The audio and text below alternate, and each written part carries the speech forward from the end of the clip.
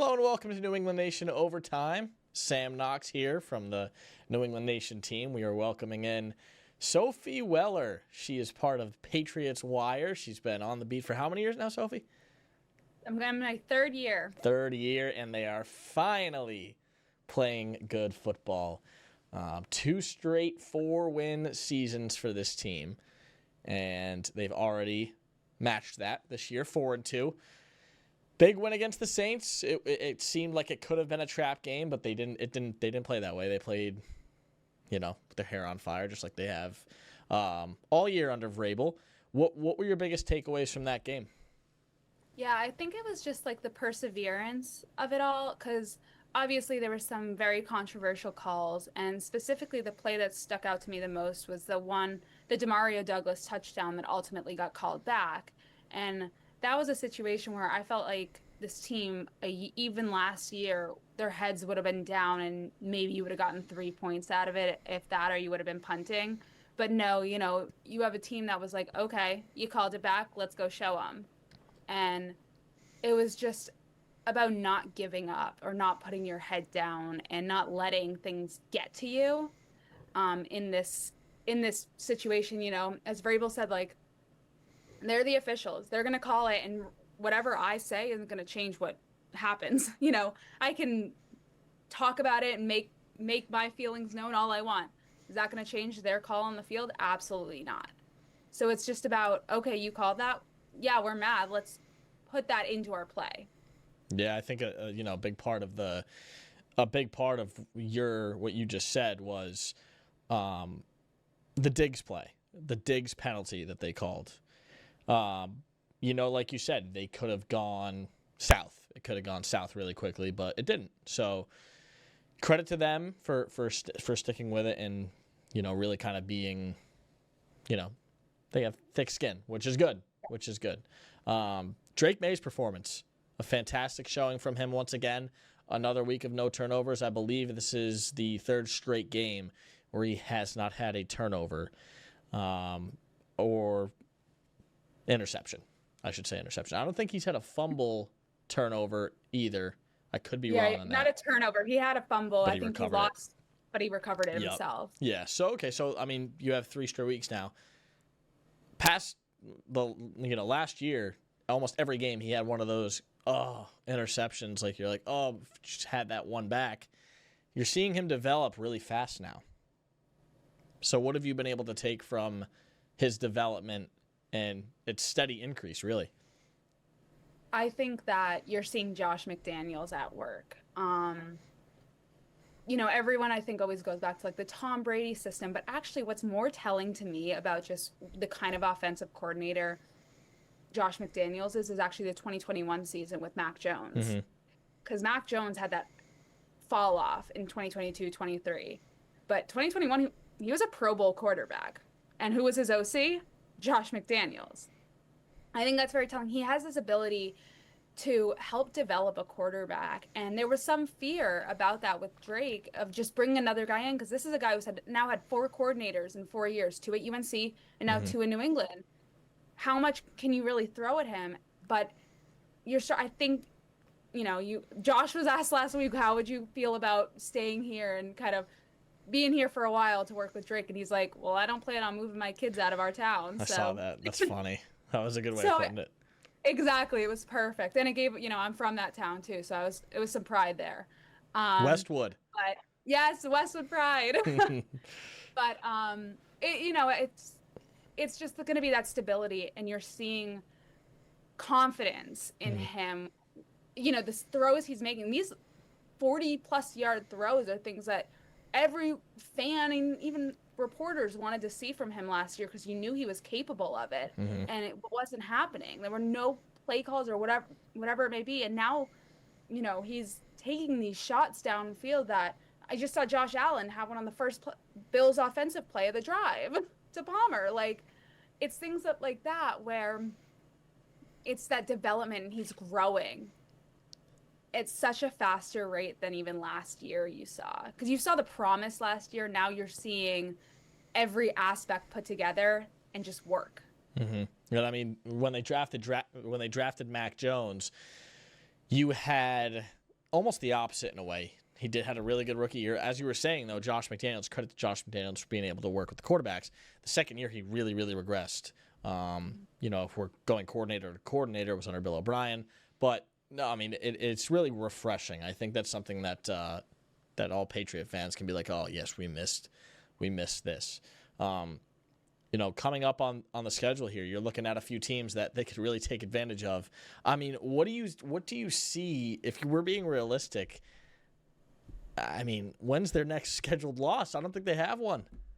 The one that I've had circled on my calendar after the Bills game, because that was the main one going into the season, was that Bills game, Sunday Night Football in Highmark Stadium.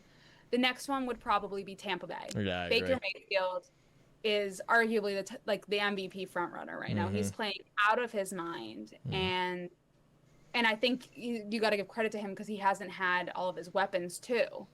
I think that's just a really tough matchup, and to have to go down there too and play. It's not like you're hosting, it's a November game. If you were hosting them here, maybe you'd have the advantage because it's a little colder here. No, you're going to 70, 80 degree weather. You're going right down to their home. Right. Playing. That to me is the next one I kind of have circled that I think will be a really tough game for them. Yeah, I mean, one of the best teams in the NFC. I think they're the number 1 seed right now. But, they could be without their star rookie, Agbuka. Yeah. So you have that. I mean, with the hamstring injury that he's dealing with, I think that's possible that he's not there. But, I mean, if you don't have Godwin or Evans, it's, Christian Gonzalez was out for far longer than any of us thought with a hamstring injury. The hamstring injury is probably should be one of the most feared, I think, to see because you just don't know. Yeah, you really don't. Yeah, it's such a lingering thing, and like you just said, I mean, it was late July that Gonzalez tweaked his, and he was out for came back 2-3 weeks ago. So Lamar Jackson, the Ravens are having the same issue. Lamar's out right now with a hamstring injury. Yeah, the hamstring is a tough one to deal with. There's no timetable. It's not a break, even a break, when you're probably coming back. This is just something that you can't know until you're ready to come in. It's tough. Yeah, you gotta feel 100%. All right, awesome, Sophie. Thank you. That's the first block of New England Nation Overtime on this episode. When we come back, we'll talk Mike Vrabel returning to Tennessee. All right, welcome back to New England Nation Overtime. 12 Sports Director Sam Knox here. Part of the New England Nation team, and it is a very interesting and exciting start to the season through 6 games. The Patriots are 4-2. Sophie, I was actually talking to our director, Kevin, about an hour ago. That Raiders loss looks tough now. I think it does look tough, but also you're looking at a team that everything was new. And listen, I'm not here to make excuses. No. I think the Steelers loss, to me, is actually worse. Yeah, that was a tough one. Because that was a game that I don't think the Steelers won. I think that's a game the Patriots lost. Yeah. In every aspect of it, including they had every chance to win that game, and you turn the ball over 5 times. That should not be a thing. Yeah, no, that was tough. But to me, the Raiders game is less of one just because coming in, I think you have a new head coach, a new coordinator, a new defensive coordinator, and on it with Terrell. Wish him well, but he wasn't with you for a lot of the spring, and now he's, there was that defensive coordinator kind of question mark of what was happening, and the team was also still finding its identity. Drake was building that rapport with the receiving room. You're seeing it now, but he wasn't targeting Diggs very heavily in the first few games of the season. It was a heavily Kayshon Boutte, which was his target last year. I mean, there's Hunter Henry is always his security blanket. Whenever it's funny that when I think of Hunter Henry being a security blanket, I always go back to training camp when if he would have an incompletion, his first throw after would typically be to Henry to make sure. But it was a team finding its identity. And do I think this team has completely found its identity? Absolutely not. I don't think any team can say they have with a first-year head coach in 6 games, nor should they, considering you don't want to get complacent. But the identity, the culture, I should say, that Mike Vrabel is building is showing. And that's all feeding into this identity that they're building.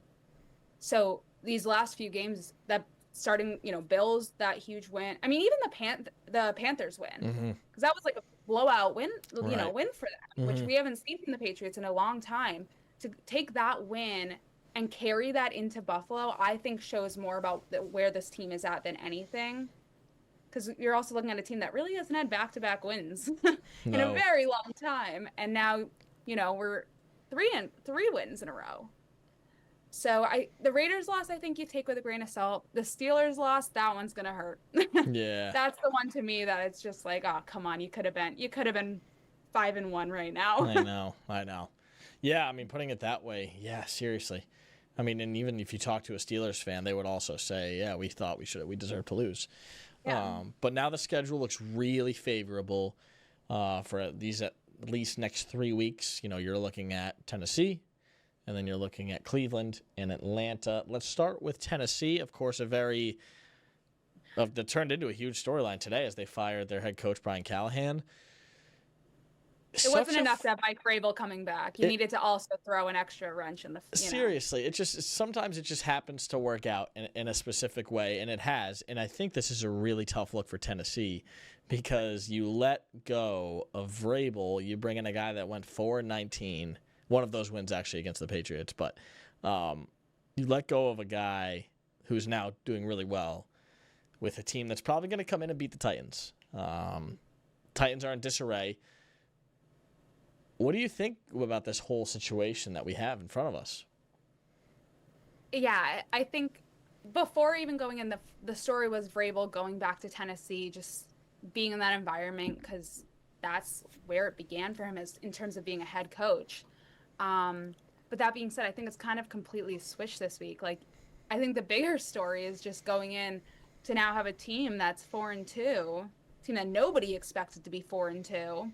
Going into Tennessee now to face an interim head coach. Mm-hmm. Yeah. And you have Cam Ward, who's I'm actually that's on my bucket for like the first question I want to ask Vrabel on Wednesday is just what he's seen from Cam Ward, because I think you've seen the ability that he can make some big plays, but it hasn't truly shown yet. And that's really going to be the area that they're going to have to lock down, is just getting to him. But you have a defensive line who's had a lot of success getting to the quarterback this season. Mm-hmm. Yeah. Every aspect of the game, the Patriots have the advantage in. However, because of the emotions in this game, I'm hoping it's similar for like Diggs with Buffalo, where it's channeled in the right way, right? Instead of more of like a negative way. And also I think the Tennessee loss was it last season. That one win against the Patriots, I think everyone was winning against the Patriots the last 2 years. Does that count? Yeah, I mean, exactly. It's. I mean, hey, when they went to overtime, so that's a win. That's a win for last year's Patriots. Hey, they went to OT. You made it to OT. You made it to OT, exactly. And okay, so you're back in Nashville. I'm sure behind closed doors, Vrabel is going to take this one super personal, as he should. But yeah, and this goes back to the culture. I think the guys on the team are really, really going to rally around Vrabel now, just because they know also, they're not, they know what's in front of them, and they know how much Vrabel cares and how good of a coach he is and how good of a player's coach he is. I think the players are going to play just like they rallied around Diggs in Buffalo. Yeah, the thing that stands out to me the most with that, after every single win this season, when the Patriots post that video of like the post-game locker room and of him handing out the game balls, more times than not, he always says, it was all you guys. Mm-hmm. Like, he takes absolutely no credit for any of the games. It's all about the players. It's all about the players to him. And that right there speaks so highly of that culture and why I think it's going to be more of a Diggs situation where they rally around him because they want to win for him. They want to be like, you let this guy go? Well, look at us now. We're playing for this guy, and we love it. Mm-hmm. I mean, the locker room, the vibes in New England, just everything about it is so different. It feels like a team. Mm-hmm. It truly, truly feels like a team, and it has not felt that way since I've been reporting on this team. Same. You and I are rookies. Yes. You and I are still we're babies in the room. I know, right? Exactly. So they're all talking about the Super Bowl days. We're like, well, we've had 3 head coaches in 3 years, so Please, no more January press conferences, please. We're good for at least we're good, and obviously that's not going to happen. I think they were going to kick us off soon. I think they thought it was us. I know, it's bad luck. We were the jinx. Yeah. But yeah, I truly think that the players, even though Vrabel makes it all about them, they want to win just as much for him as they do for themselves. Yeah. They love playing for him. It's the way that he's so involved in every aspect of the game as well. I mean, if you see this guy, I remember training camp and even now at practice, I swear he teleports. I swear, because he'll be like with the offensive line 1 second, and then he's all the way down doing special teams with some. It's like he's everywhere all at once, and the players love that. Yeah, they really do. He knows what's going on in every part of the field, but he also has such trust in his coaches. I think that's also something to highlight is the fact that Zach Kerr is your defensive coordinator basically right now. He's calling the defensive plays. Yeah. This is a guy who you had the faith in him in the spring to take this job, and now you have but regular season is very different than OTAs. And you have all the faith in the world, and your defense is playing well. That just speaks right there. I mean, Josh McDaniels, we already spoke about that, but I think the Zach Kerr factor of it all deserves to be said. Like, that's Vrabel to a T. I trust my guy. Right. And I'm not, you can all give up. I'm not. That's my guy. I'm going to stand behind him 110%. Yep, and I think that's what they're going to do. No doubt about it. All right, Sophie, thanks so much. We have one more block here on New England Nation Overtime. When we come back, we'll talk about the issues in the running game and a couple other topics. All right, welcome back to New England Nation Overtime. We are joined this week by Sophie Weller of Patriots Wire, esteemed reporter, growing up the ranks. She does a fantastic job, so thank you for joining us this week, Sophie. One of the few reporters Mike Vrabel knows the name of. He'll say. Hey, I take pride in that. Every time he digs into me in a press conference, it makes me smile. I love it. I absolutely love it. Yeah, no, that's great. It's a testament to the work done. So good for you. Thank you. Looking at, I mean, pretty much not the whole season, but a lot of the season, the Patriots running game has been tough. Last week I think was the worst. It felt like the worst. They couldn't get the run going every time. Ramondre or Trevion tried to get a run or break off a few yards, it was almost a tackle for loss a lot of the time. Drake has done well with making up for those lost yards with his passing, but what is it, do you think, that is preventing them from being able to really establish a run? I don't know if I have to take a closer look. Tomorrow's normally my film review day, so I haven't looked at the film from this last game quite yet, but I don't know if it's the run blocking, but I also just think this last game to me showed how much Antonio Gibson does. Yeah, good point. That I don't think was given credit for. Yeah, good point. I think he is a very good back, and he came in necessary moments and got, he was picking up, maybe it wasn't, a first down every now and then, but it was 7 yards here, 5 yards here in necessary times. With Ramondre Stevenson, I think that the one thing that's a positive to me is how much the offense trusts him, given everything. Vrabel has complete trust in him. Josh McDaniels, I asked Josh about this week, was just what it was like to see Ramondre have that fumble in 2 weeks ago, the Bills game, to have the fumble and then go on and score 2 touchdowns. Yeah, he had a great answer. And his answer was, I love him. And he just went off, and it was that, running backs are going to make mistakes. And the first one who knows he made a mistake is Ramondre Stevenson. That being said, he bounces back like that. And to not, that again, that's a situation where I don't think this team could have bounced back from a while ago. And you're seeing a single player do it, let alone the entire team, which is huge. TreVeyon Henderson, I think, is still getting his feet under him. He has those explosive runs and those plays that work for him. But I don't think he's truly gotten the NFL style down yet. But I think it's coming. I think that's going to be once he just needs a little more time. That's all it is. He just needs a little more time. But that's a player that I really think is going to be huge for this team once they get it going. But yeah, you have the easiest schedule in the NFL. Mm-hmm. That's the other thing too. We're looking at the Patriots as like, oh my God, you have an easy schedule. So, everyone's talking about, and I don't want to get too far ahead of myself, but I'm gonna for a second, is everyone's talking about January.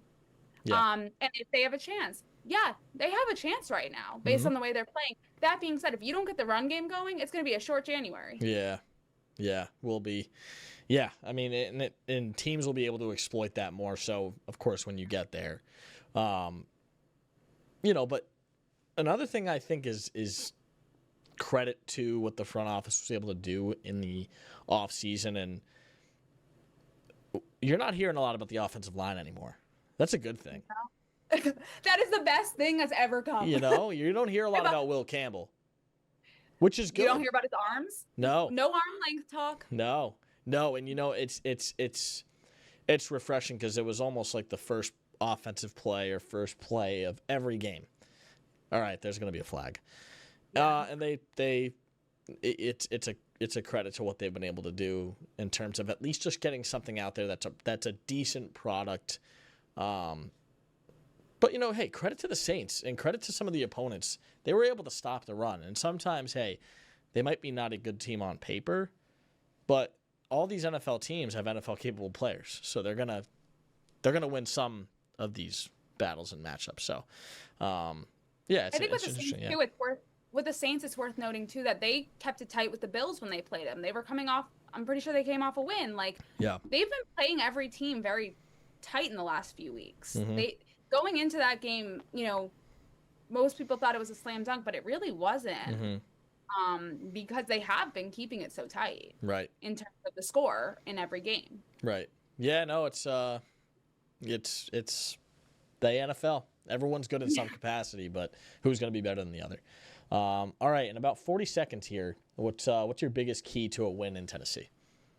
Tennessee is just going to be playing as a team, going into that, and it's not going to be one player because that's not what this team is right now. Yes, it's Drake, but Drake can't do it without Stephon Diggs, Mac Hollins, Hunter Henry, Stephon Diggs, Demario Douglas making plays. Right.